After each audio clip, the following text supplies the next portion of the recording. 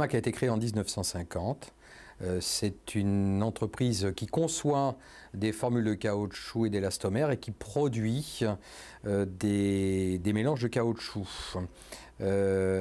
Essentiellement pour le monde, à plus de 60% pour l'automobile, pour le BTP, l'aéronautique et tout type d'industrie, de façon générale.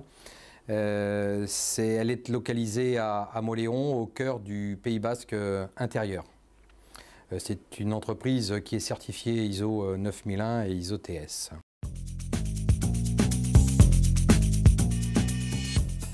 Donc, ce qui m'a amené à la RSE, c'est d'abord ma participation en tant que membre à l'ISO 26000 il y a déjà près de 10 ans, je crois, de mémoire.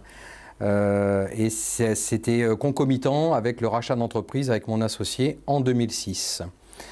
Pour nous, c'était important. On a repositionné l'entreprise sur ce que je viens de vous décrire comme étant son métier. Et donc, on a axé l'entreprise sur la responsabilité sociétale, sur le lean et la santé et la qualité de vie au travail. Alors, il est vrai qu'effectivement, ça a permis de définir une politique QSE et RSE, mais notre style de management était différent de l'ancienne génération, si je puis dire, ou la génération précédente. Pour nous, nous avons un management participatif et donc on avait un terreau, je dirais, favorable à pouvoir réaliser de la RSE. Donc dans ce sens, effectivement, on a réalisé des actions collectives au niveau de l'Aquitaine et au niveau de la France, au sein même de l'automobile ou tout simplement multi-activités. Le lean pour nous c'est important, c'est vraiment l'écoute des personnes et donc avec nos clients automobiles, c'était relativement important d'aller dans ce sens. Mais pour nous, le lean, c'est aussi les conditions de travail. Donc c'est peut-être difficile de dire ça. Le lean les comprend déjà, mais il y a eu des choses qui ont été faites, c'était pas terrible.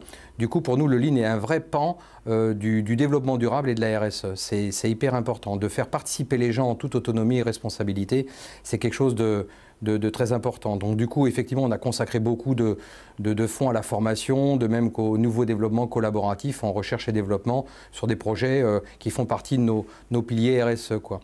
Et la SQVT, finalement, est venue après l'ISO 26000, avec des gens que je connaissais sur cette plateforme, et pour aller plus loin, et on s'est dit aussi comment la prévention des RPS peut-elle améliorer la SQVT. Donc on a pris quelqu'un qui nous a aidés dans ce sens, qui a passé son master, son master et du moins une thèse professionnelle. Mais au-delà de ça, on a pu être encore un peu plus à l'écoute des gens, réaliser des satisfactions, des enquêtes, à la fois de motivation collective et individuelle. Et ça nous a amené effectivement à aller encore plus loin dans ce qu'on avait déjà décidé lors du rachat en 2006. Notamment, on a vu effectivement des indicateurs effectivement chuter dans le taux d'absentéisme, dans les accidents du travail. Pour nous, c'est le zéro accident. Et ça, c'est vraiment très important.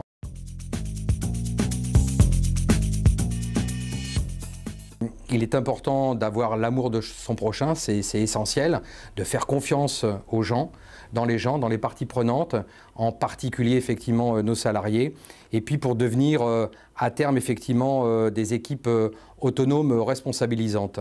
Voilà, moi je pense qu'aujourd'hui on a le droit aussi à l'erreur et quand on fait confiance aux gens, alors effectivement il faut piloter encore plus, ça peut paraître bizarre, mais on a directement une amélioration de la compétitivité et tout le monde est gagnant. Voilà.